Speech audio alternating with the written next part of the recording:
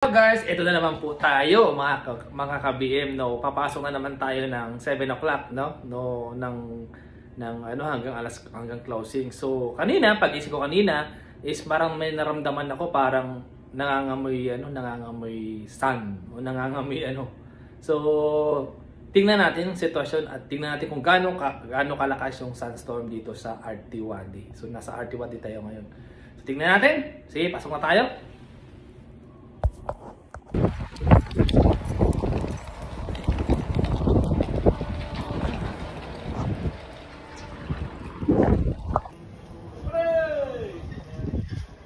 Oh my G!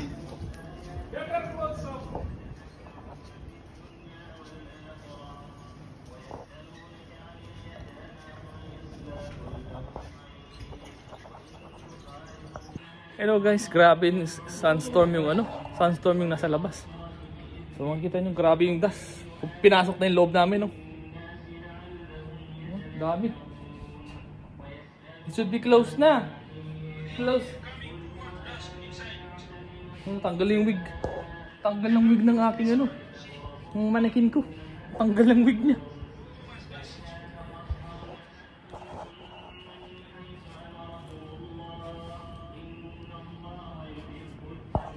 Oh, it's better na.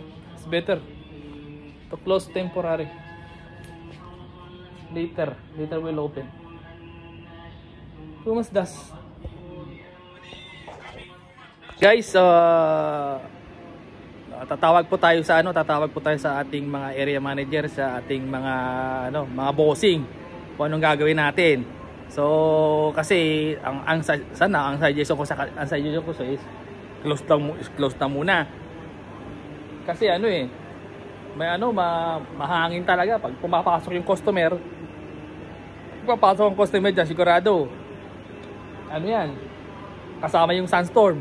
So pero sa tingin ko wala namang papasok na na customer ngayon kasi sunstorm nga. So possibly walang papasok na customer nga. So yun. So tingnan natin kung anong plano ng ating mga bossing. Okay? Tawag tayo sa kanila. Assalamualaikum Mudir. As of now, we are experience a sunstorm in the Wadi, RT Wadi. Too much dust is coming in the Wadi. Ayan oh. Too much, and then it's coming in the store. I suggest close temporary because see, it's coming damage. All store here. The dust is coming. It's here. Even this is, see, it's fogging here. It's fogging here. So I suggest Mudir, area manager, RBM, Sir Rodel. I suggest close temporary, then we'll open. What time we will open maybe? Since this after sunstorm was done. See, too much dust here. It's like fogging here. See, it's coming. It's coming dusting. Dust also in the. Oh my God. Too much dust.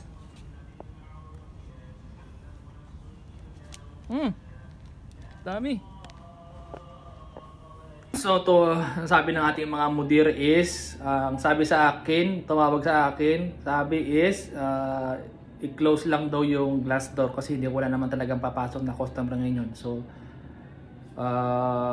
magpapadala daw sila ng cleaner para may maglinis sa store. So kasi ang store, ang accommodation lang naman namin is nasa taas. So magpapadala daw sila ng cleaner, sabi ng manager dito. So ayun, hindi naman i-close yung store. So yung glass talagang kailangan lang nakasarado palagi. Wag nang punta doon kasi para hindi papasok yung glass door, sliding door na glass.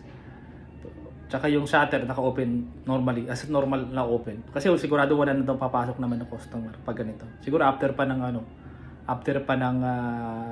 sunstorm na yan. So yun. So tuloy ang So kapadala na lang daw sila ng cleaner para maglinis dito. Kasi talagang pinasok ng alikabok ng ano. Grabing alikabok. So yun po, yung mga kapatid. Ayan po, mga ka-BM. So tapos na.